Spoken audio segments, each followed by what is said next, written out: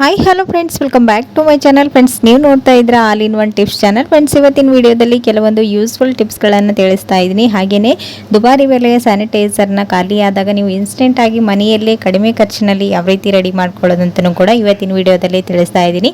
So ವಿಡಿಯೋನ ಎಲ್ಲಿ skip ಮಾಡದೆ ನೋಡಿ. ಈ ಎಲ್ಲ ಟಿಪ್ಸ್ಗಳು ನಿಮಗೆ ಖಂಡಿತ ಯೂಸ್ಫುಲ್ ಆಗುವಂಥ ಟಿಪ್ಸ್ಗಳೇನೆ, ಓಕೆನಾ? ಸೊ ಫ್ರೆಂಡ್ಸ್, ಬನ್ನಿ ಹಾಗಾದರೆ ತಡ ಮಾಡ್ದೇನೆ ವಿಡಿಯೋನ ಸ್ಟಾರ್ಟ್ ಮಾಡೋಣ. ಸೊ ಮೊದಲೇ ಟಿಪ್ ಬಂದು ಇಲ್ಲಿ ನೋಡ್ತಾ ಇರ್ಬೋದು ನೀವು.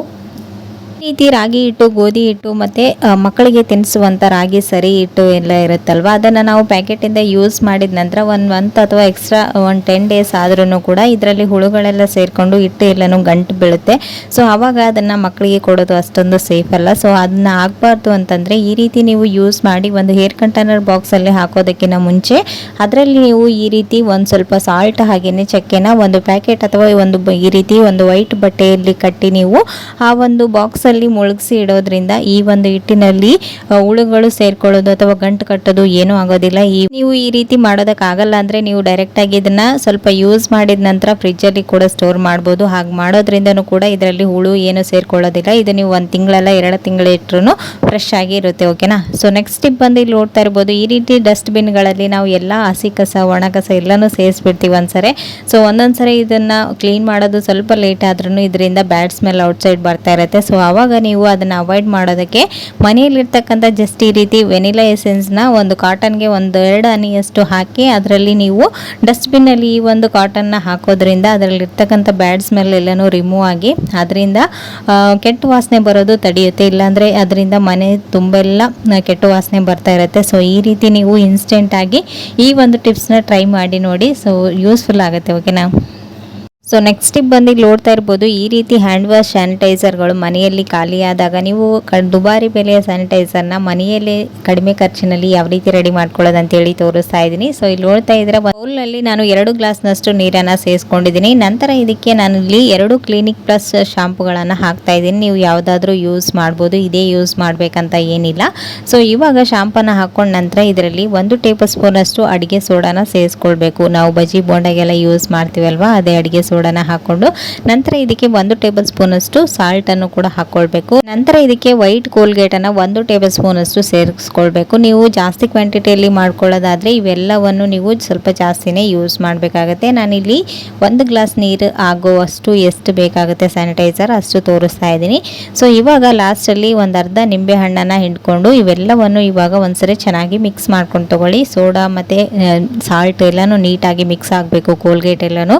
ಸೊ ನೀವು ಹಾಗೇನೆ ಇದನ್ನ ಕುದಿಸ್ಕೊಂಡು ತಗೊಂಡ್ರೆ ಅದು ಕೋಲ್ಗೇಟ್ ಎಲ್ಲಾನು ತಳ ಹಿಡಿದು ಬಿಡುತ್ತೆ. ಸೊ ಹಾಗಾಗಿ ನೀವು ಇದನ್ನ ಒಂದ್ಸರಿ ಚೆನ್ನಾಗಿ ಮಿಕ್ಸ್ ಮಾಡಿಕೊಂಡು ಇವಾಗ ಸ್ಟವ್ ಮೇಲೆ ಇಟ್ಟು 2 ಗ್ಲಾಸ್ ನೀರನ್ನು ಸೇರಿಸ್ಕೊಂಡಿದ್ದೀವಲ್ವ, ಅದು 1 ಗ್ಲಾಸ್ಗೆ ಬರಬೇಕು. ಅಲ್ಲಿವರೆಗೂ ಸ್ಟವ್ನ ಲೋ ಫ್ಲೇಮಲ್ಲಿ ಇಟ್ಟು ಚೆನ್ನಾಗಿ ಇದನ್ನು ಕುದಿಸ್ಕೊಳ್ಬೇಕು. ಇದರಲ್ಲಿ ನಾವು ಸೋಡಾ ಪುಡಿ ಹಾಕಿರೋದ್ರಿಂದ ಇದು ಉಕ್ಕಿ ಔಟ್ಸೈಡ್ ಬರ್ತಾ ಇರುತ್ತೆ. ಸೊ ನೀವು ಇದನ್ನು ಮಿಕ್ಸ್ ಮಾಡ್ಕೊಳ್ತಾನೆ ಚೆನ್ನಾಗಿ ಈ ರೀತಿ ಇದನ್ನು ಕುದಿಸ್ಕೊಂಡು ತಗೊಳ್ಳಿ. ಇವಾಗ ಇಲ್ಲಿ ನೋಡ್ತಾ ಇದ್ರೆ ಕಂಪ್ಲೀಟ್ ಆಗಿ ಕುದ್ದ ನಂತರ ಸ್ವಲ್ಪ ತಣ್ಣಗಾಗಲು ಬಿಟ್ಟಿದ್ದೀನಿ. ತಣ್ಣಗಾದ ನಂತರ ಇದನ್ನು ಈ ರೀತಿ ಒಂದು ಸ್ಪ್ರೇ ಬಾಟಲ್ಗೆ ಇದನ್ನು ಸೇರಿಸ್ಕೊಳ್ತಾ ಇದ್ದೀನಿ. ನಾನು ಓಲ್ಡ್ ಸ್ಯಾನಿಟೈಸರ್ ಬಾಟಲ್ ಇತ್ತು, ಅದರಲ್ಲೇ ಸೇರಿಸ್ಕೊಳ್ತಾ ಇದ್ದೀನಿ.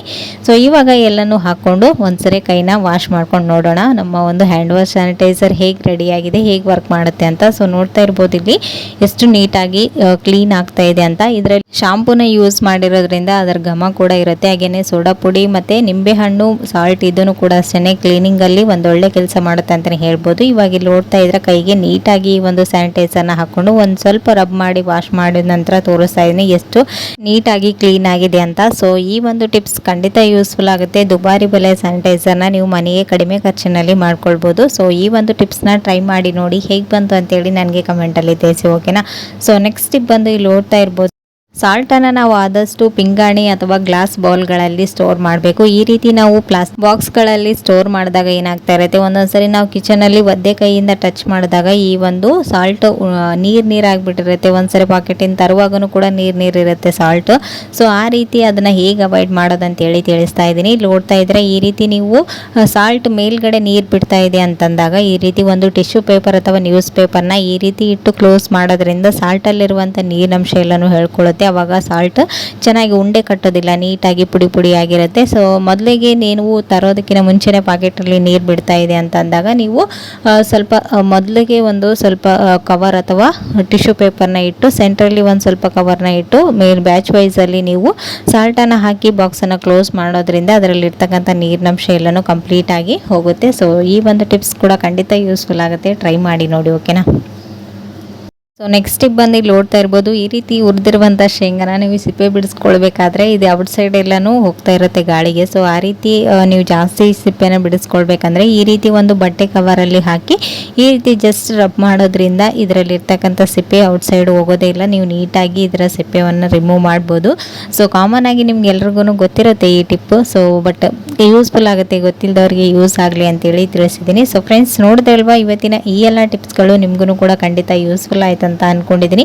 ಯೂಸ್ಫುಲ್ ಆದರೆ ಪ್ಲೀಸ್ ಒಂದು ಲೈಕ್ ಕೊಡೋದನ್ನು ಮರಿಬೇಡಿ. ಮತ್ತು ನಾಳೆ ಹೊಸ ಟಿಪ್ಸ್ಗಳೊಂದಿಗೆ ಮತ್ತೆ ನಿಮ್ಮನ್ನ ಮೀಟ್ ಮಾಡ್ತೀನಿ ಫ್ರೆಂಡ್ಸ್. ಅಲ್ಲಿವರೆಗೂ ಟೇಕ್ ಕೇರ್, ಬಾಯ್.